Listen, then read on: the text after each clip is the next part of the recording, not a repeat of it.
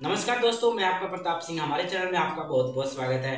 दोस्तों, आज का हमारा टॉपिक स्कैफोल्डिंग लैडर्स के बारे में हम लोग बात करने जा रहे हैं। उसमें हमारे जो मेन टॉपिक रहेंगे, फर्स्ट हमारा what about scaffolding ladder, second types of scaffolding ladder, third part and components of scaffolding ladders, fourth हमारा स्टैंडर्ड ऑफ स्कैफोल्डिंग लैडर्स। उसके बाद हमारा जो फिफ्थ रहेगा standard points of scaffolding ladder. उसके बाद हमारा सिक्स्थ पॉइंट जो है दोस्तों, load capacity of scaffolding ladder. और लास्ट हमारा seventh point inspection of scaffolding ladder के बारे में हम लोग बात करने जा रहे हैं। तो दोस्तों, अगर आप हमारे चैनल पे नए आए हैं, हमारे चैनल को लाइक, सब्सक्राइब एंड शेयर करना नहीं भूलिएगा। उसके लिए आपका बहुत बहुत थैंक यू, बहुत बहुत धन्यवाद। तो चलिए दोस्तों, वीडियो को शुरू करते हैं। What is scaffolding ladder? Scaffolding ladder एक ऐसा कंपोनेंट जिसका उपयोग ऊंचाई पे चढ़ने और उतरने के लिए किया जाता है, उसको हम लोग स्कैफोल्डिंग लैडर कहते हैं। उसके बाद दोस्तों हम लोग बात करेंगे how many types of scaffolding ladder. हमारे स्कैफोल्डिंग के लैडर कितने प्रकार के होते हैं। सबसे पहले हमारे जो स्कैफोल्डिंग के लैडर होते हैं वो दो प्रकार के होते हैं। First fix ladder, second portable ladders. तो दोस्तों, सबसे पहले हम लोग बात करेंगे फिक्स लैडर। फिक्स लैडर मतलब जिसका उपयोग स्कैफोल्डिंग पर एक जगह परमानेंट फिक्स करके किया जाता है, उसे हम लोग स्कैफोल्डिंग फिक्स लैडर कहते हैं। फिक्स लैडर में बेसिकली स्ट्रेट लैडर्स होते हैं। स्ट्रेट लैडर्स स्कैफोल्डिंग एक्सेस देने के लिए यूज़ किया जाता है। स्ट्रेट लैडर को स्कैफोल्डिंग के साथ परमानेंट एक जगह फिक्स करके यूज़ किया जाता है। For example aluminium straight ladders. तो दोस्तों, first aluminium straight ladder. Aluminium straight ladder में दो तरह के स्ट्रेट लैडर्स होते हैं। First flat rungs straight ladder, second round rungs straight ladders, जैसे कि आप स्क्रीन पे देख सकते हैं। तो नेक्स्ट दोस्तों हम लोग बात करने जा रहे हैं पोर्टेबल लैडर्स। पोर्टेबल लैडर्स मतलब कि जो लैडर्स हम लोग एक जगह से दूसरी जगह तक हम लोग शिफ्ट कर सकते हैं, या उसको हम लोग एक जगह से दूसरी जगह में लगा के हम लोग यूज़ करते हैं, उसको हम लोग पोर्टेबल लैडर्स कहते हैं।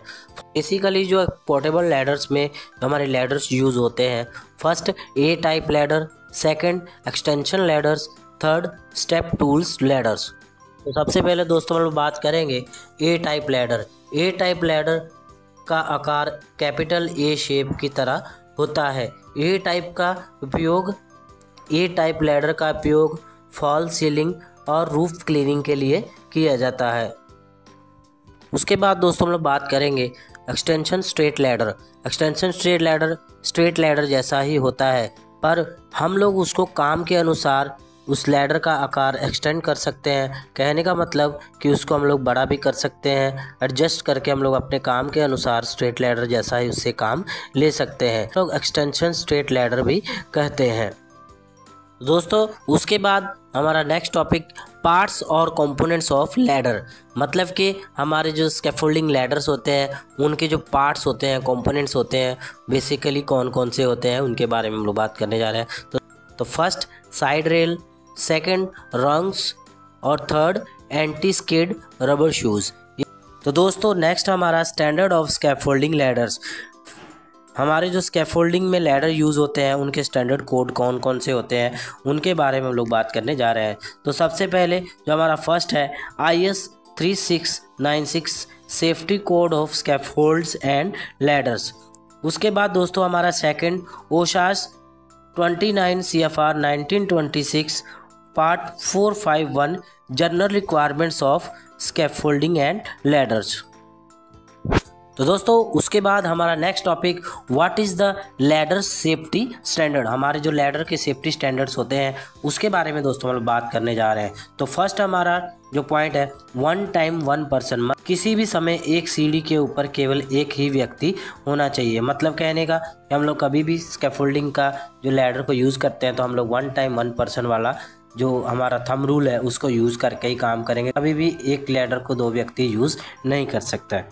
नेक्स्ट हमारा 3 पॉइंट्स ऑफ कॉन्टैक्ट। मतलब कि स्कैफोल्डिंग लैडर पर चढ़ते और उतरते समय स्कैफोल्डिंग लैडर के 3 पॉइंट कॉन्टैक्ट होना बहुत ज़रूरी होता है। जैसे कि 2 पैर 1 हाथ या 2 हाथ 1 पैर का 3 पॉइंट कॉन्टैक्ट बनाते हुए ही हम लोग अपने स्कैफोल्डिंग लैडर को यूज़ कर सकते हैं।